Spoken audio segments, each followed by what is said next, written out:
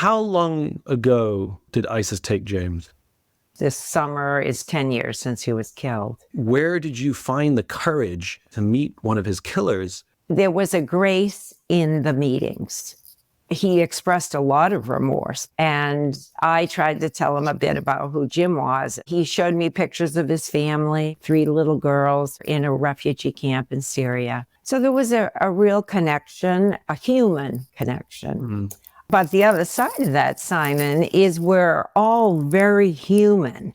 And so we all have a negative part of us. So we're also capable of horrible, bad things too. And I think our goal as people who care about the world is to try to nurture the good. Yeah. And Jim believed that everyone down deep has a bit of the divine, if you will. And so if you look hard enough and listen hard enough, and care, you can bring it out. How long ago did ISIS take Jim? Thanksgiving Day of 2012. 2012.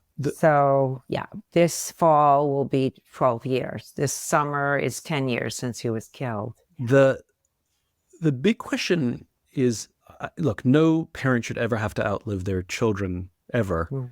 I agree. And even less so in such a horrific manner, and such a publicly horrific manner as well. Does talking about it help? There's the one thing, as I was getting ready to talk to you, the burning question I had is, do you still want to talk about it?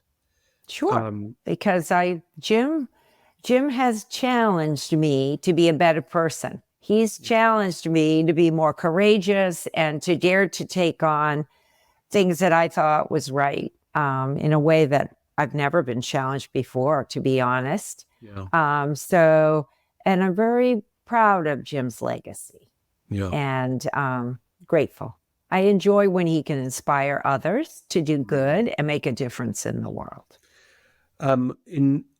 In which case, this is sort of the giving back, isn't it? He lived a life of giving as a journalist, and now his legacy continues.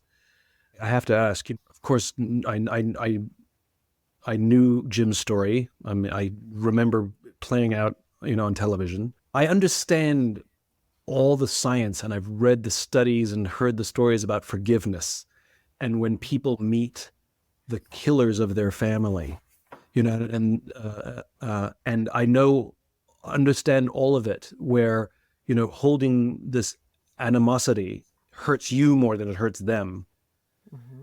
But still, I want to understand, where did you find the courage to decide to meet one of his killers? I'm not sure I have that courage. Well, I've been blessed from the time I was young with the faith in a higher power, Simon. From the time I really was a teenager, my parents challenged me to choose what faith to follow when I was a teenager, because my dad was Unitarian, my mom was Roman Catholic, and they said, we'll let Diane decide. So it kind of made me quite interested. Yeah. What is the idea of God, and what is a relationship with such a higher power? So I've been blessed by that. But then when this happened to Jim, his courage and goodness challenged me even further to have more courage to act on my inner convictions, if you will. So I really think God had been preparing me for this moment in a way, and Jim in his own way. And he kind of handed me the torch, and I've done my best to continue Jim's legacy. But at what point did you find that courage? Because obviously sadness is sadness are the first things, the anger. How long did it take for you to sort of take that deep breath and say, I think I need to meet this guy? Well, first of all, that was not the first thing that happened. I met Alexander 7 years after Jim was killed. Yeah. So time helps. Yeah. In the beginning, I was shocked and angry. I felt very betrayed by my government. And that is what propelled me and many of Jim's friends and supporters to insist that our government could do better and to do our part by starting the Foley Foundation to prioritize the return of innocent U.S. nationals, Americans who are targeted simply because they're American, and also to work. Well, we had three goals primarily: was to prioritize the return of fellow Americans taken hostage or wrongfully detained abroad, to improve safety for journalists and international travelers, and also to inspire a moral courage in all of us, ourselves included, to try to use what gifts we have to do the right thing, if you will. So it's been kind of that three-pronged approach that has fueled our work over the years. And when Alexander Cody pleaded guilty to all charges without a fight, he just pleaded guilty to all 8 charges and offered to speak to victims, I just felt very strongly that Jim would have wanted to talk to him, hear his story, hear him out. And as a mom, I kind of wanted to share who Jim was, to be honest, with him, so that he might understand too. The first time you met with Alexander, can you share sort of how it came about and where you had the first meeting? So I'm very curious how you felt walking into the prison that day. Sure. I was convinced that Jim felt very strongly that Jim would have wanted me to go. But then when it actually was time to do it, I had my own doubts, and I thought, boy, I don't know. And so I really had to pray a lot about it for the grace to be able to, first of all, see him as a flawed human being like I am, to see him as a person. Not as a terrorist who kidnapped and tortured my son, but as a person. My family wanted no part of it. They really thought it was ridiculous. They had no interest. And it was over 3 days we met. 2 days in the fall of 2021, and quite soon after his guilty plea. And then later in spring of 2022, after the trial of his colleague, al-Sheikh. So the first time I met with him, I was nervous. He was too. It was very awkward. We had a audience of people around us in that, both defense teams and FBI and other people present. But the interesting thing, Simon, is once we sat down and started to talk, it's like they all melted away. And I found him a good listener, and I tried my best to be a good listener of his story. There was a grace in the meetings. He expressed a lot of remorse. Particularly, one of the best meetings was the middle meeting. It was the second one. It was after we got some of the awkwardness out of the way, and he tried to make his case of why he had done what he'd done and all. And I tried to tell him a bit about who Jim was and such. And so it was in that second meeting, which was the following day, those 2-day meetings were back to back, that was the most authentic, if you will. He showed me pictures of his family and started to cry. 3 little girls who at that time were in the refugee camp in Syria. So there was a real connection, a human connection. And like I say, he expressed a lot of remorse for what we'd gone through, and subsequently sent me several letters, which I never received till many months later. But nevertheless, it was a good thing. I was glad I went. It was important.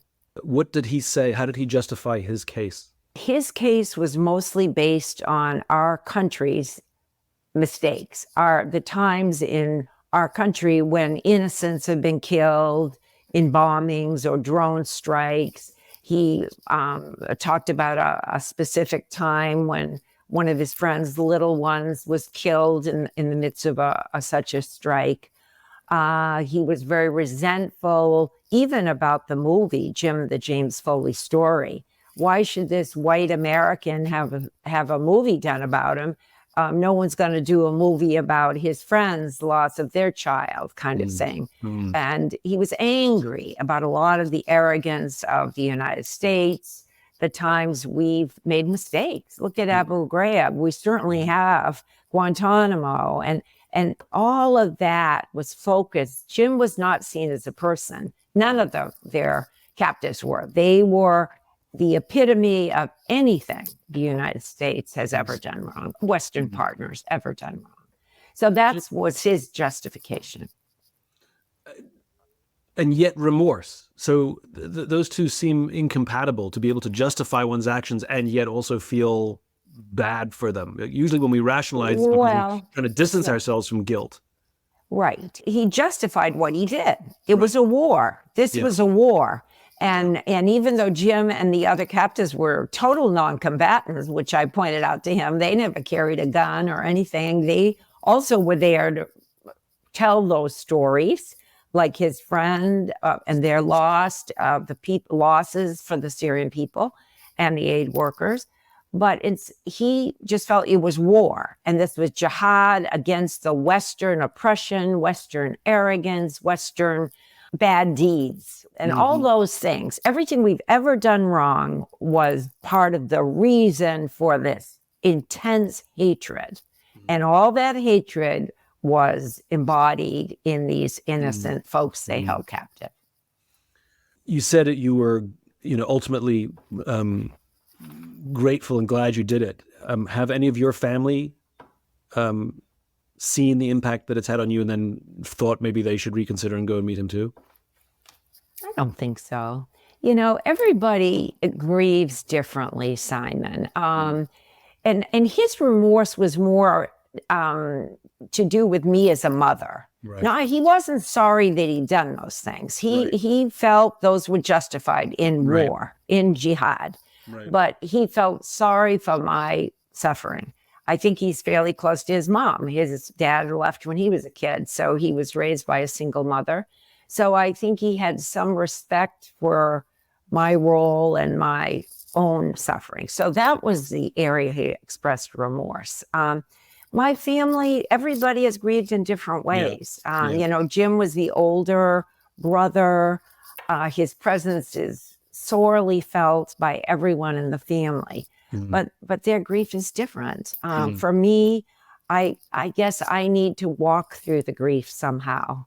And part of talking to Alexander was in hopes of gleaning some insight into what Jim's last 2 years of life were, and a kind of a hope that maybe Alexander could come to some remorse for his deeds and his own healing. But it was healing for me to see him as a person. I think we need to do more of that, as you said before, Simon, that we need to somehow have the courage and patience to listen to people who may hate us or who may disagree strongly. And that's why the Foley Foundation seeks to be totally nonpartisan. We want to work with everyone. We want to do our best to hear everyone out, because that's the only way forward, I think. To me, it's very clear that hate is never the answer. I mean, if we hate one another, in the end, people suffer. The greatest challenge is to love one another, right? The greatest challenge is to hear one another and empathize with one another. Just this last year, we always give 3 awards in areas of moral courage. One for hostage advocacy, who dares to really help bring people home. One for journalists who dare to report the news in spite of issues. And the other for humanitarians, because Jim really cared about people. And that's the way Jim was, I think. He really wanted us to understand someone else's suffering, someone else's story, that we might care. The missions of the Foley Foundation, the first 2 are very specific to people who are traveling abroad and who find themselves in trouble. But it's that third one, which is to help people find moral courage, that I find the most universal. And if you look at the world that we're living in today, in our country today, moral courage seems to be, dare I say, desperately lacking. And we're not talking about the moral courage to meet, your son's murderer. We're talking about the moral courage to listen to someone you disagree with. Exactly. We're talking about the moral courage to allow someone else to feel heard. Mm-hmm. So what has happened to our moral courage? Why are we in such a deficit of moral courage today? Well, that's a good question. Some of it, I think, is because we have a dearth of spirituality in a way. I think we tend to think all the answers come from ourselves, and we've lost some of the wisdom of knowing that we don't know it all, that we need one another. We need the inspiration of the Almighty, our Creator, if you will, to teach us, to help us to come to wisdom about what our next steps are in our life. So I for some reason, I think some of it is the secularization, and some of it is just a lack of values in terms of the value of listening to one another. I think perhaps some of the electronics have taken us away from just plain having deep conversations with one another, and instead just doing things instantly and quickly on our phones or whatever. So I don't know, it's a complex challenge, but certainly the challenge for our future. No question, Simon. It's a good insight, which is people still have the desire to believe in something, and people still have the desperate desire to feel like a part of I call it a belief community. Though I think the church has lost relevance in a lot of people's lives, we can see people trying desperately to find something, some sort of movement, whether it's what's going on in the Middle East, whether it's vaxxing or masking. When people are feeling disenfranchised, perhaps, it's all anti-establishment anger, all of it, whether it's on the left or the right. And they're finding these communities of belief in these movements. But it's not a higher power, nor is it a moral guidance. But it does provide some of it does act as a salve and provide some of what faith provides. It seems like we've got some of the wires crossed.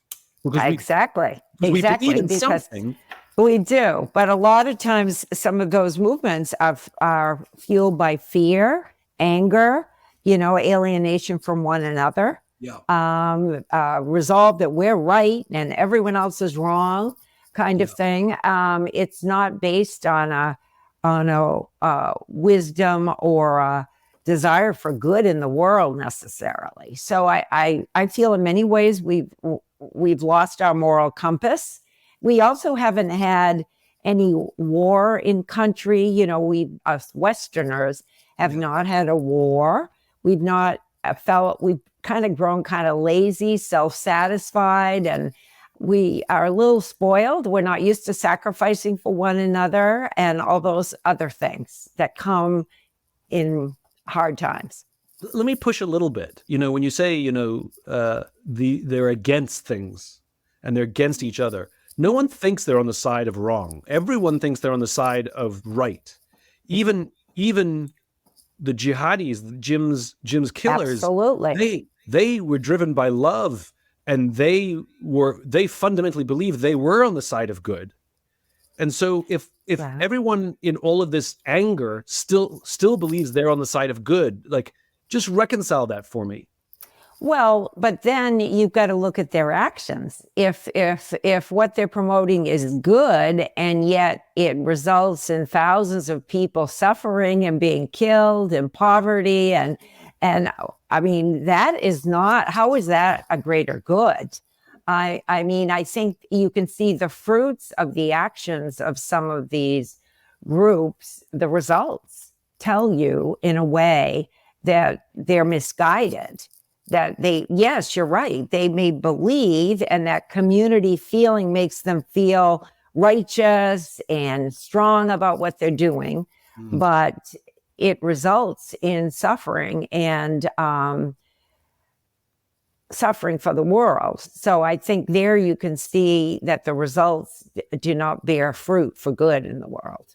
This idea of moral courage, I've also become sort of quite fascinated with the idea of moral obligations. which is the number of times I talk to leaders or hear leaders and I see the short-term financial decisions they're making, sometimes that come at the expense of human beings, their livelihoods, or the communities in which they operate. And when you question their decisions, they'll justify their decisions like, Simon, I have a fiduciary duty to my shareholder. I have a fiduciary duty to whatever it is. They talk about their fiduciary duty. But I think it's correct that leaders should start also considering their moral obligation. And it seems to me that a moral obligation is higher than a fiduciary duty. Moral obligation comes first. And once you have fulfilled your moral obligation, then you can fulfill your fiduciary responsibility. Well, that's why I was so angry when Jim was killed, because throughout Jim's captivity for nearly 2 years, I was told that Jim was the highest priority. Yes. I was sent in circles. People essentially patronized and lied to me within the government, partly because they didn't know what to do with me. We had no hostage enterprise, no structure to handle when any U.S. nationals other than a soldier is targeted abroad. So they didn't know what to do with me. So instead, they just kind of lied to me, if you will, and told me, oh, he's our highest priority, and just sent me to another person. They literally sent me in circles. So I was angry. I was angry at our government. I had voted for Obama. I thought he was a great leader, but I was so angry that he considered Jim and the other Americans collateral damage, that he didn't feel any higher moral obligation to at least be honest. Even just tell me, we can't do anything about it. We can't help you. Or just tell me the truth instead of sending me in circles. I wasted a lot of time and Jim died. So I felt sure that we could do better. And so it was kind of a anger I had that, gosh, I was appalled the way I was treated and the way Jim and the other Americans were treated. And the fact that we didn't even try to do a coalition with Western partners. I mean, there were at times 20 to 22 Westerners held all together. Every country did their own thing. And all the Westerners negotiated, all their people came home. The Brits and the Americans were all horrifically killed and used for propaganda. So I really felt and our country could do better. And many people did after that. And so thanks to many good people, we were able to at least begin to change that now 122 Americans have returned home since 2014. We now have some experts working on the problem. Far from perfect. We have a lot to do because now some people are targeting Americans, nation states are particularly like Russia and others. It continues to be a problem, but at least now we have a dedicated group of people who are working on it. And we are, and other nonprofits have sprung up to help. So why did they lie to you as opposed to, what were they afraid of? What were they afraid that you would do? Like, why not just say, look, please understand this is a complex situation. We can't do anything. Well, part of the problem was I never spoke to anyone in real authority. I always spoke to middle people. They didn't know what to do with me. They knew there was no one to help me. I don't know why they didn't dare to be more honest with me. So there was a lack of moral courage on their part too. Yeah. And there was one individual when all the American families came together in April of 2014 who did very callously, very unkindly tell us the truth. At the time, I was appalled at what he said, but in reality, he was the one person who told us the truth at the end, just before Jim was killed. Yeah. How do we ever find a moral courage to listen with somebody with whom we want to hate? Where do we find the courage or the obligation if there's no foundation of unified belief? In your case, Alexander still justifies and believes he feels justified in his actions, and he can still see you as a mother simultaneously. Mm-hmm. And recognize that his actions have caused incredible pain to a mother. And at the same time, his actions can never be justified to you, but you can at least see him as a human being with little kids who also has a mother and misses his family. And those things don't have to be in opposition. Those sometimes conflicting feelings can live simultaneously. Absolutely. Absolutely. I wish more people had your courage. I'm just a very ordinary. I'm a mom of 5 kids, a nurse practitioner. I'm not anything. It's really my faith in God and also my faith in the goodness of people. Yeah. And Jim believes that everyone down deep has a bit of the divine, if you will. Yeah. And so if you look hard enough and listen hard enough and care about them, you can bring it out. Jim believed that. And he's taught me a lot of that. And I've seen it. None of the work of our little group would have been possible without many, many good people who stepped up after the horror of it and offered help. So good things aren't possible without one another. We can't do anything alone, I don't think.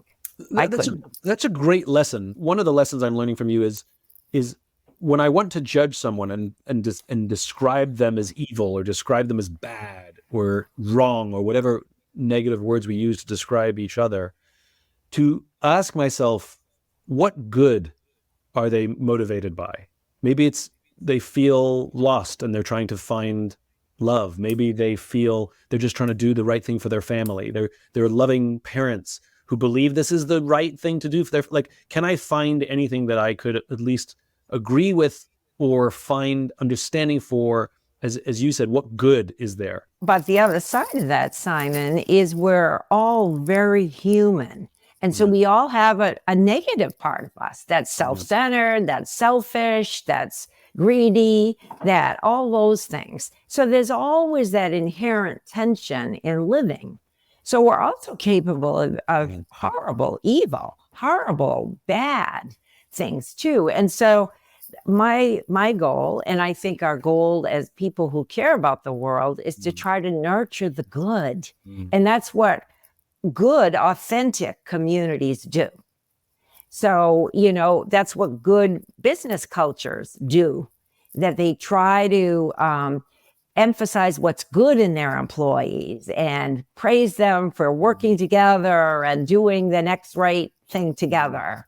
So whenever we do that for one another, I think good is magnified, if you will, and fruitful. Oh, you're amazing.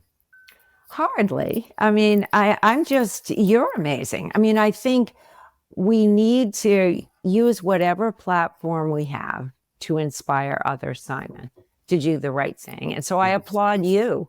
I applaud what you're doing in this regard. And if I can be of any use, I would love it. Just because I think it's important. The world is so needs this. When you said the 3 things that your organization focuses on, moral courage was 3rd on the list. And I actually think moral courage is the 1st thing on the list. I do too. I think moral courage, the primary reason for the existence of your organization is to help teach us the importance and how to live with moral courage.